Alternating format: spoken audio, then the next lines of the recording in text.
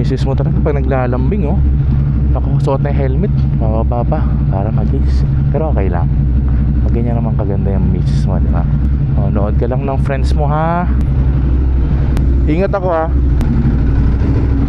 Alright guys, bike night. Don't worry guys, bababay ako ng ADV vlog sa inyo. Bira na kasi tayo makalabas sa ADV. Hi babe, love you. Uy, gago, tik na, pusa.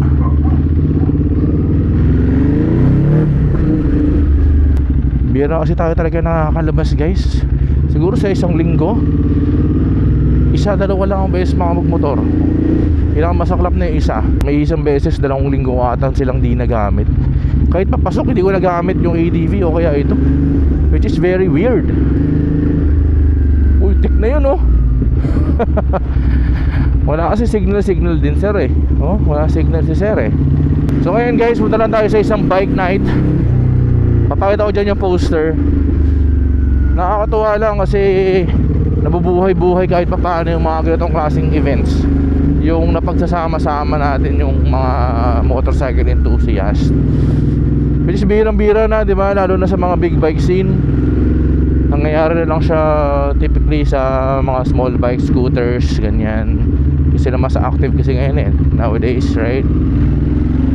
Pero dati, nung kapanahon na namin, pandemic, 2020 to 2023-4, grabe din mag-event ng mga big bikes. Mga ganyan, mga patambay, bike nights, rides, di ba? Sa Ducati, ibang grupo, Atat, kila Misteki sa Rebels. Yan, support lang dati nun, mga patambay sa mga coffee shop. Kami nila Kin, yan dati, diba?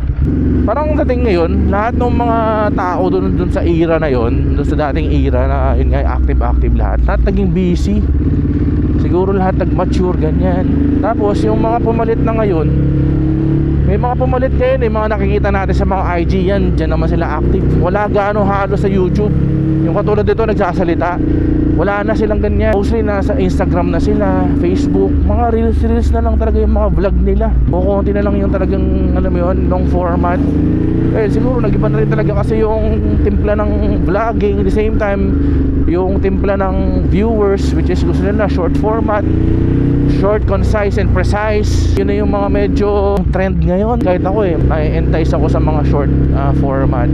Yung mga ganitong long format na storytelling, diba? Bihira na nang nakaka-appreciate ito. And again, sa mga YouTube followers natin, mga nakikinig, mga nag-review, mga tumatama sa videos ko, mula noon hanggang ngayon, maraming salamat guys. Kasi alam ko di rin birong mag-aksaya ng oras ng paano ba mina-upload natin ngayon, 15 to 20 minutes, more than pa minsan. Kaya maraming salamat guys. T-shirt gaming lang tayo guys, kasi malapit lang naman tayo sa ayun oh, mga ganyang meet na lang oh, Chornos dito. Tayo lang, wala na iba eh. Tara, dahil may kitambay nga doon. Montage yan sir, montage. Buogi ng bike ko, Tsunami. Hindi naman yung sinabi. Sana nag-t-shirt ako na Team Bomac, pero bigay ni Bomac tong t-shirt ko, Ducati Newport Beach. Big shoutout kay Bomac and sa Las Vegas boys, of course. Ito, gusto ko sumasama dito na Tito William kasi sobrang spirited riding lang, na outgrow na natin yung kamote days. Spirited riding na may pacing pero makakas pa rin sa daan, may presence pa rin sa daan. Yun yung maganda. Right?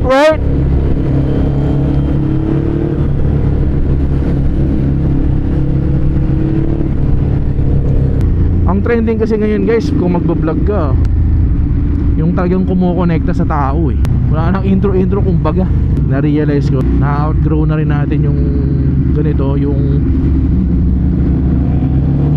magkwento habang nagmumotor. Minsan wala rin ako nang ikukwento sa inyo, or minsan may gusto naman ako ikwento sa inyo pero I don't think na dapat siyang ikwento, ganyan. Boy, may picture sa daan ah.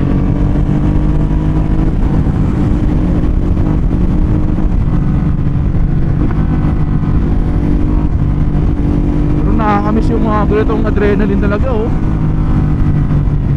Last time nga, nag-ride kami papuntang Tagaytay ng gabi din. Usually gabi na yung mga ride natin kasi bukod sa mainit, Yun nga, pinagkakasya na lang yung oras from work. After work, kung kaya pa makapag-ride. Baka kasi sa umaga, dami talagang ginagawa eh. For sure, madami nakaka-relate sa atin. Drake, di pa nakaka-uwi? Drake, hindi pa nakaka-uwi? Hindi pa. Bukas, gabi. Matay pa. So tara guys, tignan natin ang bike night ngayong 2026 year or era. Musta ang community ng mga big bikes. Pero again, spirited riding. Huwag masyadong kamoti. Kasi yan boy! Wala akong jacket ha.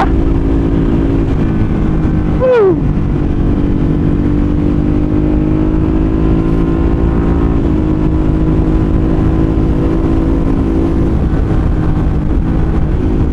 Aray ko, mga bato.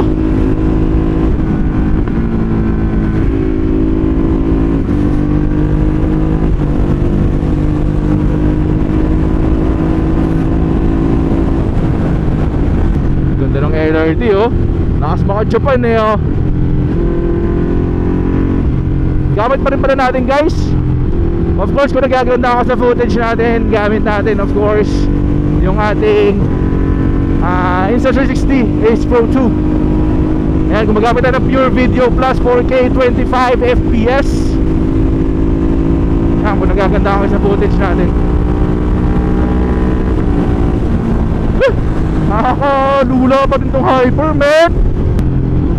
Shoutout pala sa wife ko. Of course, pinayagan tayong lumabas kahit saglit. Ganun pala pa guys pag kinakasal, no. May mga times na yun, tulad yan, may mga gusto ko ikwento sa inyo na about sa married life. Kasi sa mga di nakakalam guys, kakakasal lang natin. Masaya naman siya guys. Walang sure kasi ano yung mga pwede kong ikwento sa inyo, sa mga hindi, sa mga adjustments, diba? Gusto nyo ba yung mga ganong kwento habang nagbumotor? Sa mga hindi pa kinakasal dyan, no? Gusto nyo ba mga insights? Yung mga tipong medyo papunta ng ano, medyo papuntang marriage counseling pero nagbumotor. And honestly, naapektuhan yung pagbumotor natin dahil dun. May mga times na kahit ano mo yun, gusto mo magmotor pero alam mo may iwan mo yung misis mo sa bahay mag-isa, tatamarin ka na kasi mag-isa lang siya eh. Nakakatakot lalo na sa mga first months. Nako, parang hirap na hirap kang iwan yung ano, yung wife mo ganyan, lalo na alam mo mag-isa. Although di naman palagi mag-isa kasi minsan bumuwi naman talaga siya sa kanila. Yan, one of the adjustments, but you know, importante is nagagawa pa rin naman natin kahit pa paano yung mga gusto natin. And yun yung isa sa mga factors ba't di tayo nakakasama sa mga ride nila Rody, ni Ninong. Kasi nga medyo ganun yung bukod sa work ha, ang dami rin kasi natin ginagawa sa trabaho, nadagdagan yung mga responsibilities, ganyan. So yung reason ba't di tayo masyado nakapag-motor is or nakapag-vlog is work, adjustment sa pag-aasawa. So ganun, ang dami kong ginagawa, ang dami nating iniisip. At the same time, kailangan pa rin pagampanan yung mga responsibilities natin as a vlogger, as a ambassador. Kaya thank you sa mga ano, sa mga nagtitiwala pa rin na brand sa atin na tuloy-tuloy tayong kinukuha para makapaghatid or may share natin yung product na sa mga viewers, which is yun, isang discussion din yun.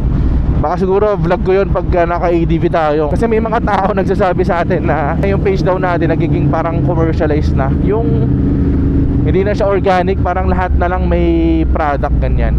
May i-discuss ko naman yan on a separate video. Hindi para ipagtanggol yung sarili ko, but to explain myself kahit pa paano. Soon yan, promise.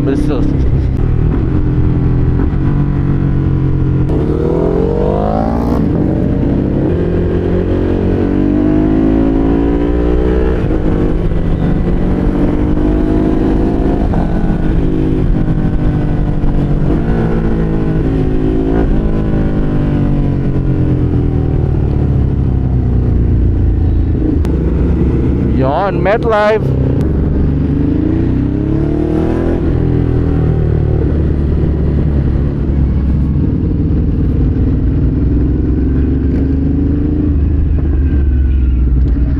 Oh, bike night.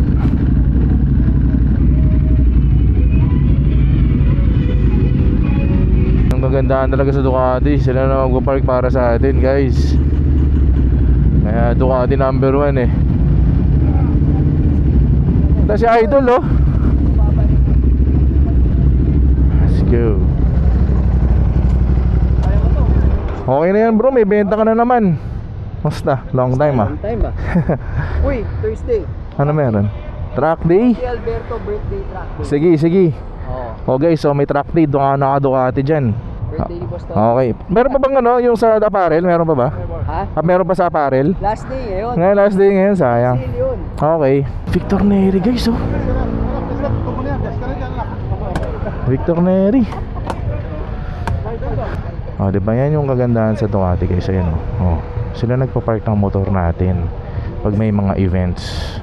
Oh, nakapark na yung Hyper natin, papark na yung kay Tito William. Ganyan kaalaga pag nasa Ducati community ka guys. Kaya di ako makaalis-alis ng Ducati kahit luma motor natin guys. Kasi wala silang pakialam kung luma motor mo o kaya bago. Basta naka-Ducati ka, pasok ka sa community guys. Saan ka pa? Di ba? Yan yung isa pa lang sa mga perks na makukuha nyo pag nag-Ducati kayo. What else? Tropa mo si Victor Neri? Tropa mo? Oo naman. Victor Neri? Ah, talaga? Pwede bang makamayan? Oh, bolster eh. Ha? Kaya nahamaan si Aramina eh. Guys, pakita ko lang ulit yung bag ko. Ayan o, Torque bag.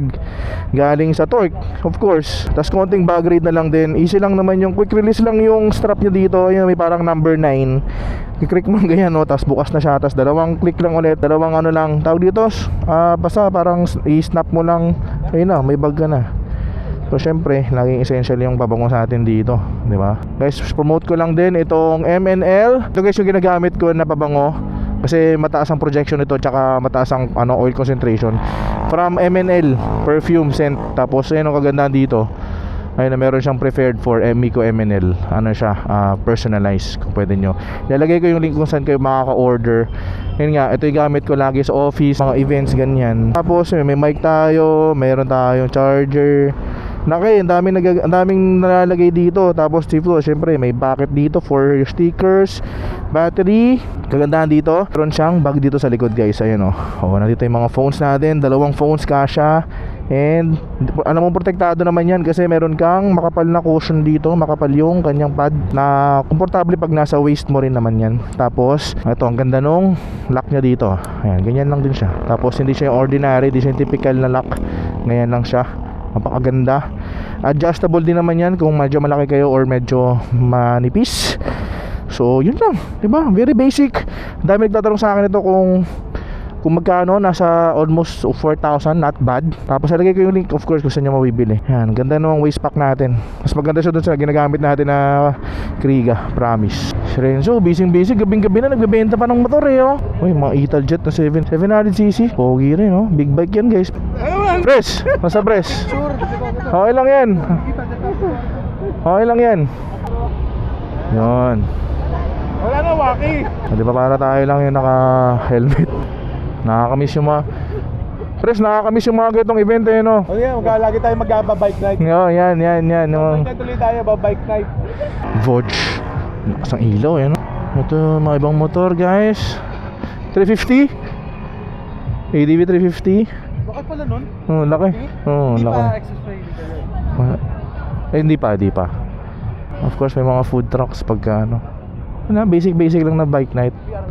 But then again, it's nice to see a bike night again from a very long time. Or ngayon na lang tayo ulit nakasama. Or may mga bike night talaga. And of course, we have the Vespa group here. Ayan lang basically guys. Thank you kay Tito William. Bigyan tayo ng libre tayo ng avocado. Ito yung guys, oh, B2 na panigali, oh. Pogi, oh. Pagka B2 guys, yung panel niya, hindi pa siya yung mahaba. Mas komportable siya upuan, hindi siya parang... Sundan mo na rin si Ryan. Mag-sports bike na kayo lahat. Mga bata, sila na Mga bata. Ryan, from Hyper na gano'n eh. Aprilia 660. Komportable nga yung upo, no? Hindi hindi yung yuko. Sobrang gaan. Inline 4 na yun, di ba? Para ka sa traffic, para ka naka-scooter. Guys, testing lang natin tong Multistrada V2 guys, oh. Kasi baka mahulog yung helmet, nakakatakot. Komportable. Andun pa rin yung comfort feel, of course, sa mga Multistrada. Yung lapad nung from the V4, nandito na. Pogi, oh. Ganda ng tunog, oh. Dry clutch sa dry clutch. Pogi oh.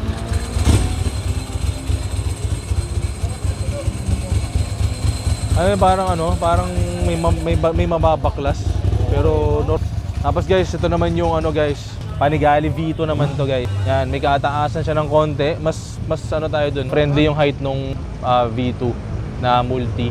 Pero kung mapansin nyo guys, sa lineup ng Panigale tsaka Multistrada, nag-iba yung talaga itsura. So, yun. Again, mapapansin nyo pag V2, yung side mirror nito nasa top. Kasi pag V4 nasa ilalim eh.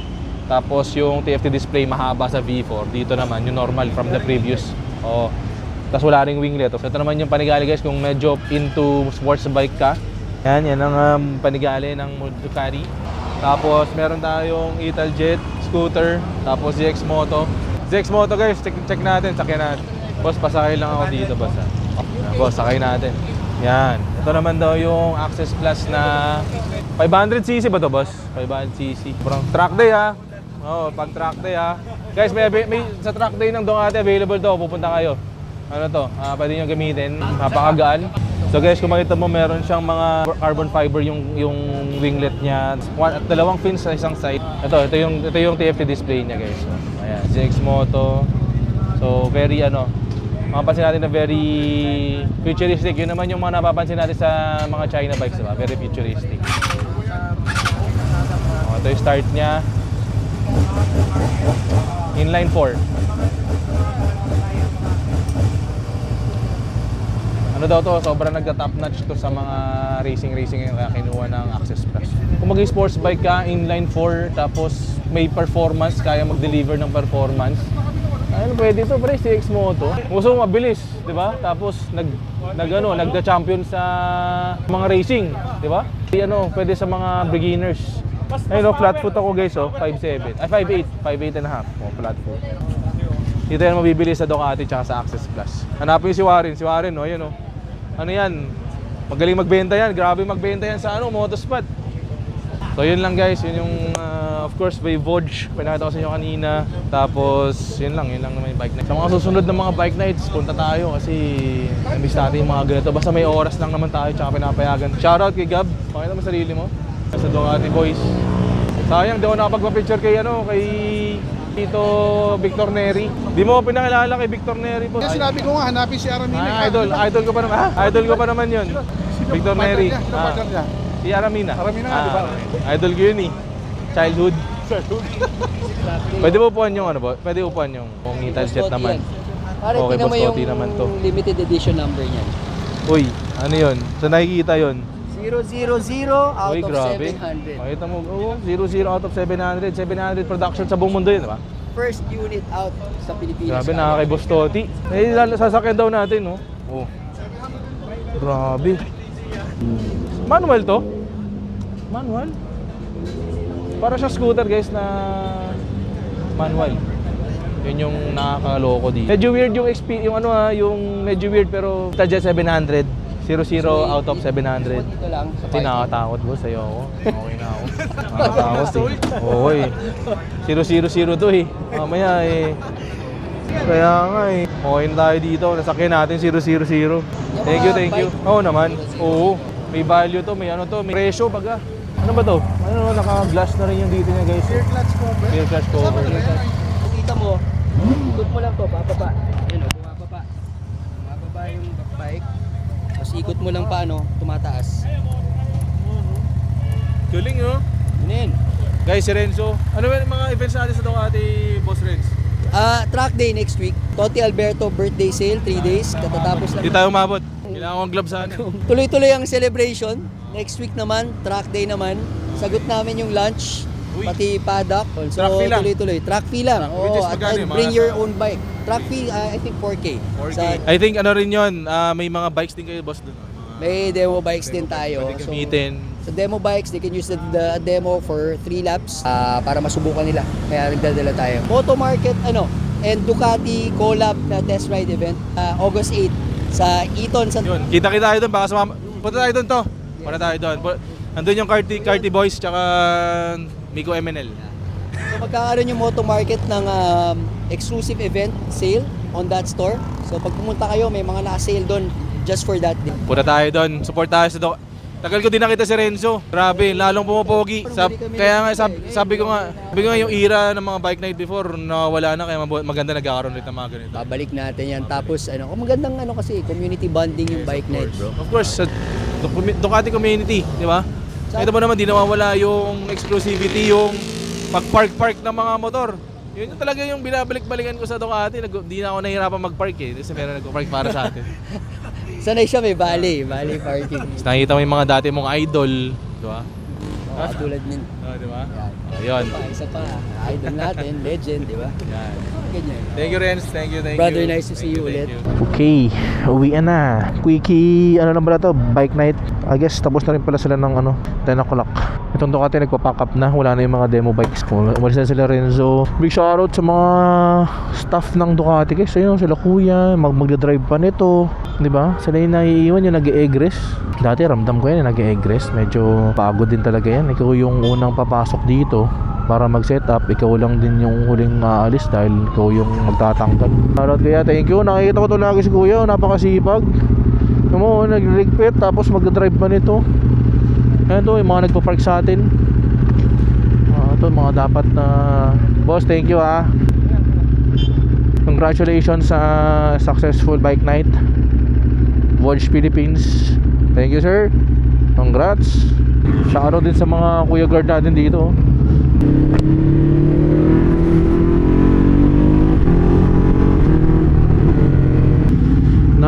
Grabe naman yung para namang ganun bigla, para namang naiki ganon boss.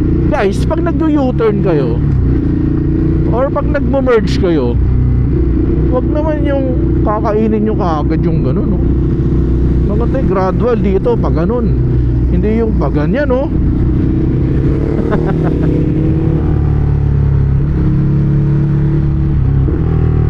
signal light boy.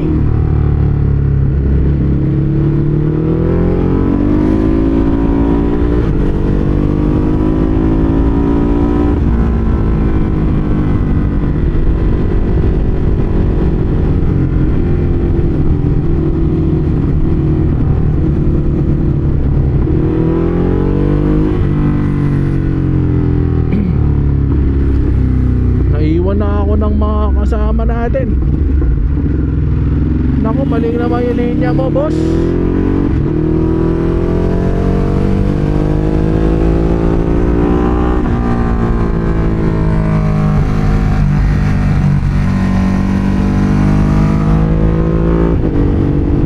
Kung may mga nanonood na MC Taxi tsaka delivery riders dito guys, mag-iingat kayo palagi. Kasi ako sa mga naniniwala na pagkabuhay yung inalis mo, buhay din yung kapalit. Hindi na pwedeng ganun. Hindi na pwedeng sorry. Ang laki ng bagay na nawawala pag ganun yung ginawa nyo sa isang tao. Isipin mo yun, may mga anak yun. Lalaki yung mga anak mo, walang tatay. Kaya diba yung mga ginagawa na ng mga rider ngayon, may mga notes na sa mga helmet nila. Hindi dapat ganun Ano mo yun? Hindi na dapat umabot pa sa ganun. Yung tipong nakikiusap na yung rider na wag silang saktan kasi may mga anak sila, may nag-aantay sa bahay, di ba? Given na yun siguro naman nangyayari sa society natin talaga ngayon. And sinasabi ng PNP sobrang safe daw ngayon. Come on, that's bullshit. Paano nangyayaring safe yun? Tatanggapin ba ng mga pamilya yun?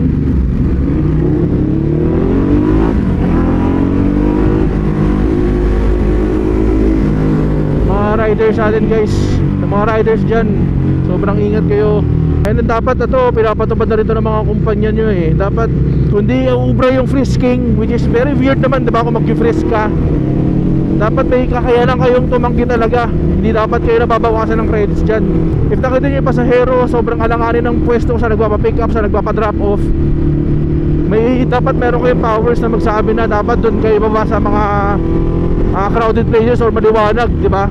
Yun yung nakikita kong solusyon doon. Dapat may pang-power silang tumanggi pag nakita ng mukhang gunggong, mukhang goons. Upon pick up, pag nakita lang medyo hindi mukhang gagawa ng kabutihan. Kumbaga kung meron silang gut feel, yung instinct na ay puta parang sasaktan ako nito yun, dapat may power silang tumanggi doon, di ba?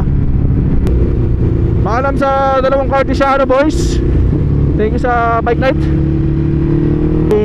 Diretso na sila kasi ng ano eh, ng Alabang sa Bote dahil mag-C5 tayo.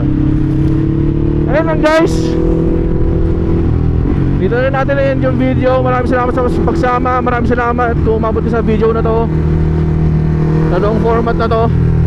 And see you to our next video guys. Peace out. And babush.